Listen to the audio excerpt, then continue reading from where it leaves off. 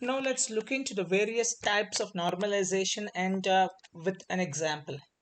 So the first one is decimal scaling. So it's pretty straightforward. It normalizes the decimal scaling method, normalizes by moving the decimal point of values of the data. That's it. That's why it's called as decimal scaling. Again, I'm repeating, decimal scaling method normalizes by moving the decimal point of values of the data.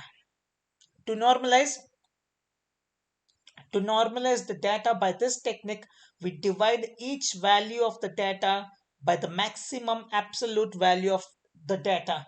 So we will take a maximum absolute value of data. So the data value vi of the data is normalized to the vi vi apostrophe by using this formula. So this is what we do.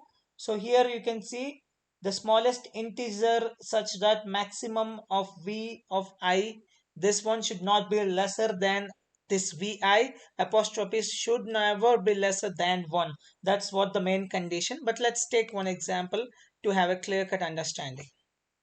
So I'm gonna say decimal scaling. Is it fine for you? Decimal scaling method for normalization.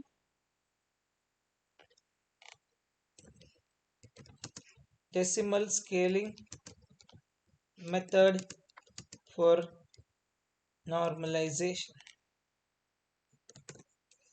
Yep. Let's take the input is equal to -10, 201, 301, -401, and 501, 601, and 701. This is what our input. Now, the step 1 to convert into a decimal scaling, to normalize the data using decimal scaling, the step 1 is to find the maximum absolute value in given data. Find the maximum absolute value in given data. So obviously input, absolute of input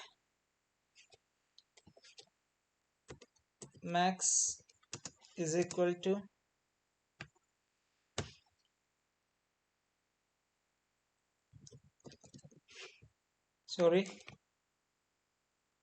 I need to apply a for loop.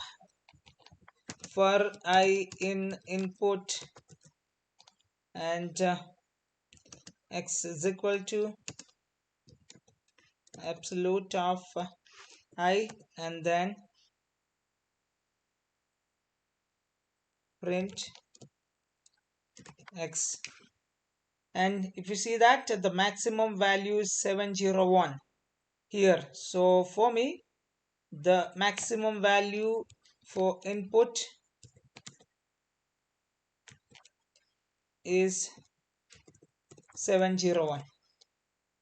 So max is equal to 701. Next, step 2, divide the given data by 1000, because as it's closer to the 1000, I'm gonna go for the 1000. J, let me take a j. Step 2 is equal to divide the data by tens of j, 10th to the power of j. So in this case, I'm gonna take j as 3. So for me, then 10. So y is equal to, so sorry, v. Let me see the formula here. Yep, 10 power j. So the divisor, is equal to 10 to the power of j. So this is what is our divisor. So now it's pretty simple. You have to divide everything with this, and you will get the final result. So now step 3, apply the formula.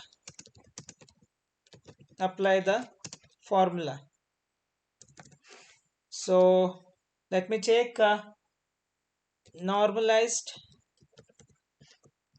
data is equal to, and for I in, and this one for us here is input, and let me check x is equal to I divided by divisor, and then take the normalized data and append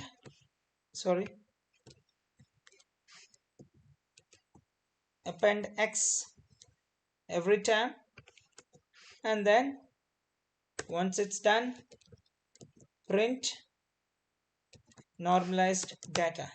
And here is your normalized data. That's it. This is what we call as decimal normalizing. Clear? So we brought down to this scale, and you can use this now.